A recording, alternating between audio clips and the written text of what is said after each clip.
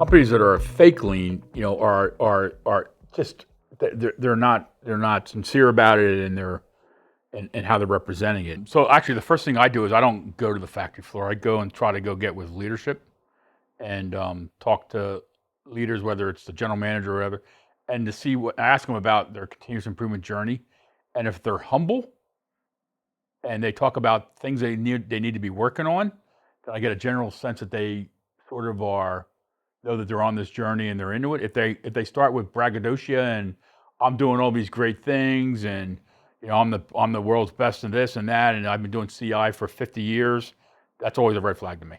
So I always look for sort of humbleness at the leadership level, senior leadership level. That's actually a big marker for me.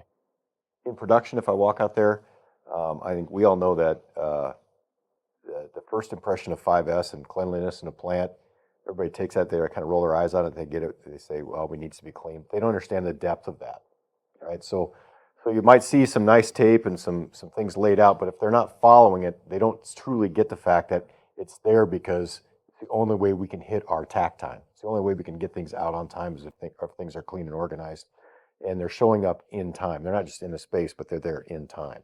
When we do end up talking to the stakeholders and the process owners separately, they usually, in a mature environment, will have a very similar answer.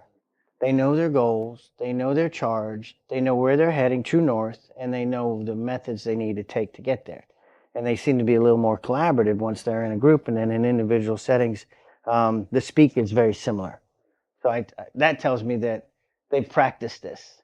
They in a way that they're used to the structure. They're building a system to succeed, to go down this journey. When I go do a factory tour, I don't ever let someone lead me on a tour. Like I like to go into actually where the work occurs and talk to the actual people that do the work, and you can tell right away from them because there's no like false pretense with those folks. You can guess, you can kind of get are they on this journey? Are they bought in? Do they understand what their work does in terms of the whole system? So I like to go actually talk to folks on if it's a factory tour of the process, people that are actually doing the work. They don't fake it.